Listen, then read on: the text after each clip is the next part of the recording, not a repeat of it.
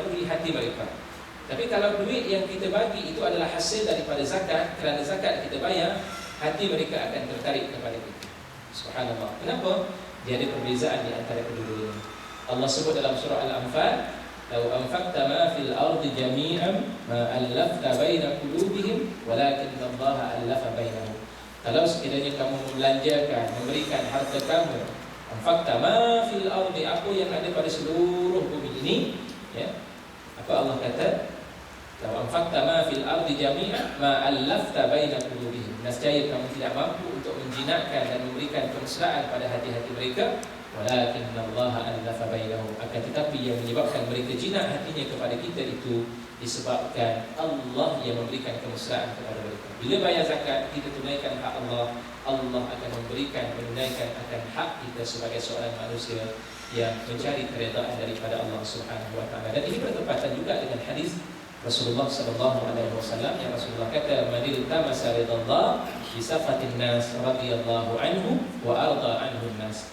Barang siapa yang mencari keredaan Allah dengan kebencian daripada manusia. Manusia tak suka, tapi kita buat ini untuk mendapatkan redha daripada Allah Subhanahu wa taala. Radhiyallahu anhu, Allah redha terhadapnya, wa arda anhu nas, dan Allah akan mencampakkan tanda redha itu pada hati-hati manusia, sehingga kan manusia apabila melihat seseorang yang mencari keredaan Allah, mereka akan suka dan mereka akan seronok redha dengan apa yang ada pada kehidupannya. Mungkin yang tidak redha itu sedikit, tapi yang redha kepadanya itu lebih ramai daripada orang yang tidak redha.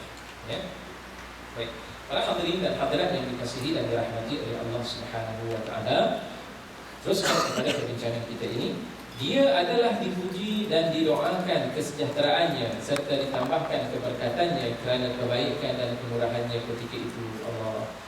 Tuan, bila kita bagi sedekah kepada seseorang, apa yang biasanya orang bagi tahu? Mudah-mudahan semoga kehidupan tuan ini akan terus bertambah baik. Ya Allah, orang doakan kita waktu itu. Ada tak orang kita bagi, ketika itu kita bagi wang, ketika itu orang kata, kamu hidup ni, bagi pada aku pun duit macam ni, bagi-bagilah, kita ambil. Pada saat kita ambil, mudah-mudahan hidup kamu ni tak baik, ataupun lepas ni kamu meninggallah. Ada tak kita doa? Kita tak ada. Tak pernah kita dengar orang yang kita berikan sesuatu itu dia akan mendoakan perkara yang tidak baik kepada kita. Kita bagi dan dia akan mendoakan. Itu sifat yang ada pada manusia. Sebab manusia ni Allah berikan akal, dia tahu, dan dia akan melakukan kebaikan apabila orang buat baik. Baik. Kemudian yang kedua, lihat dalam hadis ini, doa itu bukan hanya daripada manusia, tapi doa itu datangnya daripada malaikatullah. Sabda Nabi sallallahu alaihi wasallam, Rasulullah bersabda, "Ma min yaumin yusbihul ibadu fihi illa wa malakani yanzilan fayaqulu ahaduhuma Allahumma a'ti munfiqan khalafa wa yaqulu al-akhar Allahumma a'ti mumsikan talafa." Tiadalah daripada satu hari yang berpagi-pagi padanya oleh seorang hamba itu daripada hamba-hambanya, melainkan ketika kita berpagi-pagi. Maksud berpagi-pagi ni kita keluar pagi-pagi. Mana kita pergi pagi-pagi? Kita pergi ke masjid. Pagi-pagi kita keluar ke mana? Pergi tempat kerja. Pagi-pagi kita keluar pergi menuju ke mana-manalah arah tujuan yang kita nak pergi. Rupa-rupanya di situ ada dua malaikat yang sedang melihat kita. Dan dua-dua malaikat ini turun. Malaikat ini berdoa. Salah seorang daripada malaikat itu berdoa, minta pada Allah, "Ya Allah, a'ti munfiqan khalafa." Berilah kepada orang-orang yang berbelanja akan gantinya. Mana berbelanja ni orang yang menafkahkan hartanya di jalan Allah Subhanahu wa taala. Malaikat doakan khalafa. Allahu akbar. Bila malaikat doa kepada kita ni, para muslimin muslimat yang dikasihi dan dirahmati oleh Allah, doanya dimakbulkan ataupun tidak? Malaikatullah ini, malaikat dia bercakap dengan Allah. Rasulullah pun tak boleh nak bercakap dengan Allah Subhanahu wa taala, tapi malaikat ini hamba Allah yang Allah berikan peluang untuk berbicara dengan Allah. Waktu ketika itu malaikat akan naik ke atas, beritahu kepada Allah Subhanahu wa taala, macam contoh dalam hadis Rasulullah yang jaga manusia ketika solat maghrib, solat asar dan juga solat subuh. Naik ke atas, Allah tanya, "Bagaimana keadaan hamba-Ku? Bagaimana keadaan hamba-Ku? Taraktuhu wa hum yusallun, taraknahu wa hum yusallun." Kami tinggalkan mereka, mereka berada dalam keadaan sembahyang, wahai Allah Subhanahu wa taala. Maknanya malaikat bercakap dan berbicara dengan Allah. Tiba-tiba malaikat turun, malaikat doakan kita. Ya Allah, Kau berikanlah kepada orang yang menafkahkan hartanya itu khalafa imbuhan. Bayangkan dalam hadis ini Rasulullah menyebut dalam bentuk nakirah. Salafa ini tidak ada alif dan lam. Para ulama kata bila tak ada alif dan lam, ulama bahasa menyebut nakirah. Apa tujuan nakirah-nakirah perkataan yang umum ini disebut? Tujuannya nak menggambarkan betapa banyaknya himpunan lebihan limpahan kurniaan Allah yang Allah bagi itu tak tahu berapa banyak. Ustaz, bukan 700 ke yang diberikan oleh Allah Subhanahu wa taala setiap kali kita berikan? 700% yang Allah beri. 700% itu hanyalah had minima. Had minima yang Allah nak bagi pada kita, paling kurang adalah 700%. Paling banyak, wallahu yudha'ifu liman yasha' wallahu wasi'un 'alim. Allah sebut dalam Al-Quran, dan Allah akan melipat kali gandakan kepada sesiapa yang dikehendaki. Allah Maha luas lagi Maha mengetahui. Allah. Lihat balik tuan-tuan, ayat seumpama ini banyak ganjaran-ganjaran yang diberikan oleh Allah kalau kita yakin dengan Allah Subhanahu wa taala. Itulah balasan yang akan diberikan oleh Allah Subhanahu wa taala kepada kita. Orang yang tidak mengeluarkan zakat dan doa orang yang tidak mengeluarkan zakat ini, Allah menyebut Allahumma ati mumsikan talafa. Allah tak pasal-pasal malaikat terus doakan kepada mereka itu kecelakaan. Ya Allah, ya Tuhanku, kau berikanlah orang yang mumsik. Mumsik ni menahan. Sama ada dia tak nak sampaikan, Allah bagi kelebihan tenaga, tak nak gunakan tenaga untuk membantu orang. Allah berikan kelebihan dari sudut kekayaan, hartanya juga tidak mahu diberikan kepada orang untuk membantu orang-orang yang susah, mereka yang memerlukan. Akhirnya malaikat doakan kepada mereka yang menahan, mereka yang bersifat bakhil itu, berikanlah kepada mereka akan kebinasaan talafa. Kebinasaan bagaimana? Mungkin hidupnya tidak berkah. Kebinasaan bagaimana? Mungkin hidupnya kaya tapi penuh dengan berbagai bentuk penyakit-penyakit yang dihadapi. Jadi segala kemungkinan seumpama ini akan kembali. Hadirin dan hadirat yang dikasihi dan dirahmati oleh Allah Subhanahu wa taala, orang yang tidak mengeluarkan zakat dianggap orang yang bakhil. Hartanya akan menjadi alat untuk menyiksanya di hari akhirat kelak, seperti mana sabda Rasulullah sallallahu alaihi wasallam, man ataahu Allahu mala falam yuaddi zakatahu muthila lahu yawmal qiyamah syuja'an aqra lahu zabibatani yutawbiquhu yawmal qiyamah thumma ya'khudhu bilahzamatayhi thumma yaqulu ana malik ana kanzuka thumma tala ولا يحسبن الذين يبخلون بما آتاهم الله من فضله هو خيرا لهم بل هو شر لهم سيطوقون ما بخلوا به يوم القيامة. Barang siapa yang diberikan Allah harta kemudian ia tidak mengeluarkan zakatnya, akan dirupakan baginya pada hari kiamat seekor ular yang botak kepala, ketiadaan rambut kerana terlampau lamanya hidup, dan banyak pula racunnya.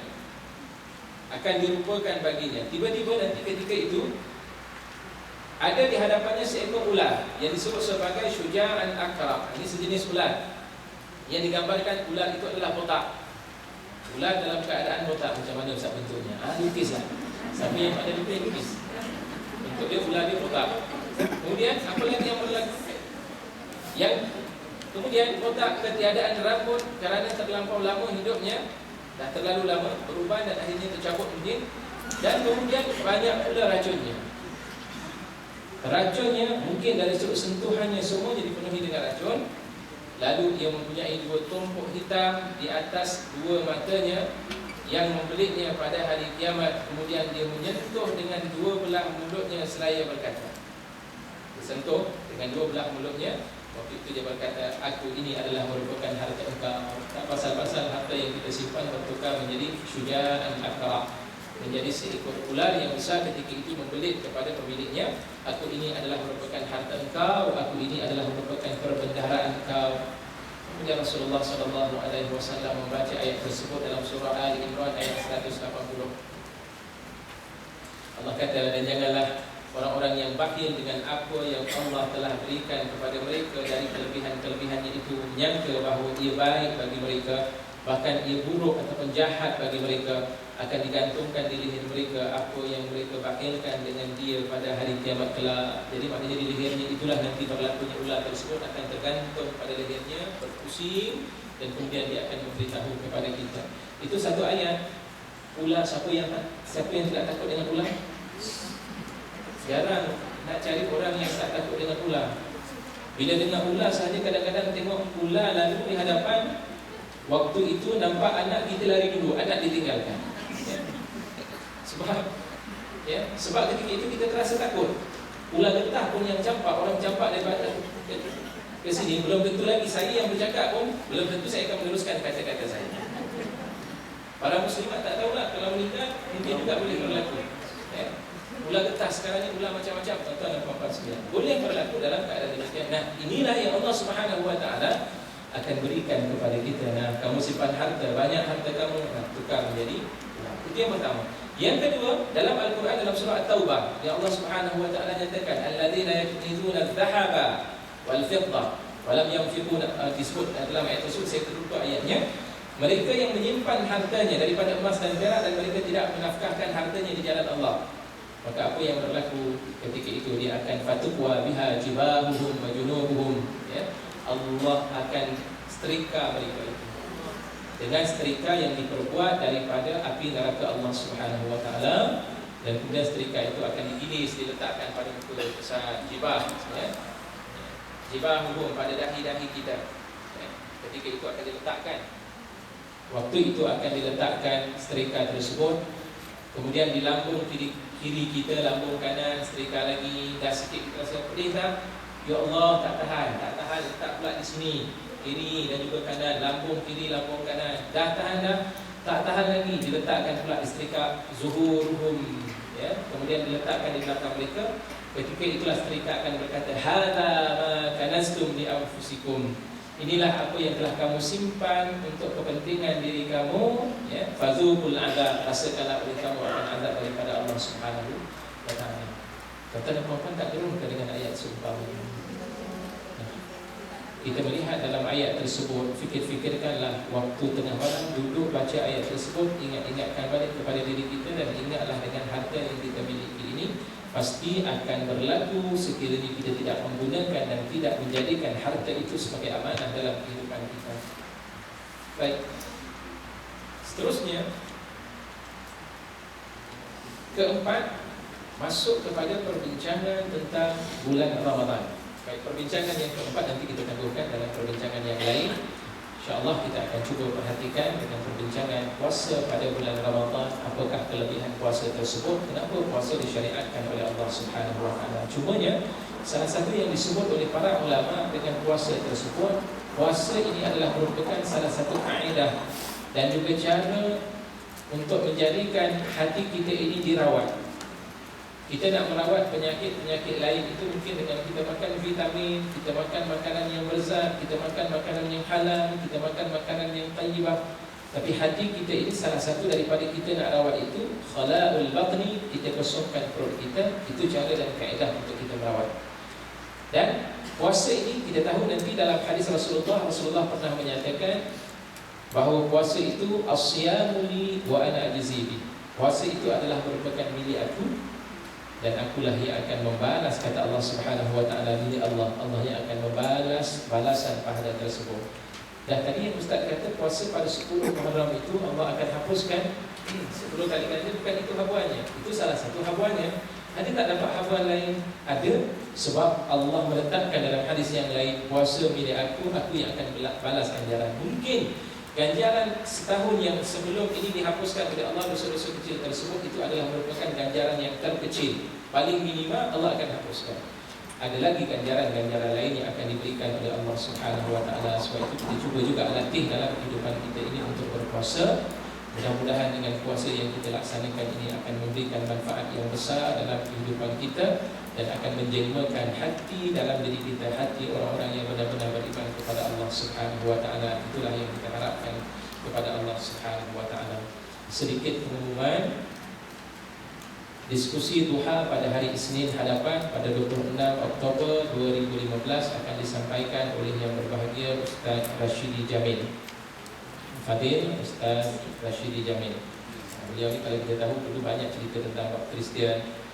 Beliau banyak cerita tentang bab tersebut. Tak tahu apa perbincangan yang akan disampaikan oleh beliau. Mungkin sirah juga di antara minat yang beliau sampaikan dalam biasanya dalam ceramah-ceramah beliau. Baik, kemudian kitab tafsir jalan lain yang digunakan ketika pengajian bersama dengan Ustaz Ramli boleh didapatkan selepas kuliah ini di pintu masuk Dewan Seminar. Harganya adalah RM155. RM155 ada di pintu utama Dewan Seminar di belakang. Sekadar itu sahajalah tuan-tuan dan puan-puan sekalian yang boleh kita bicarakan pada pagi ini. Jadi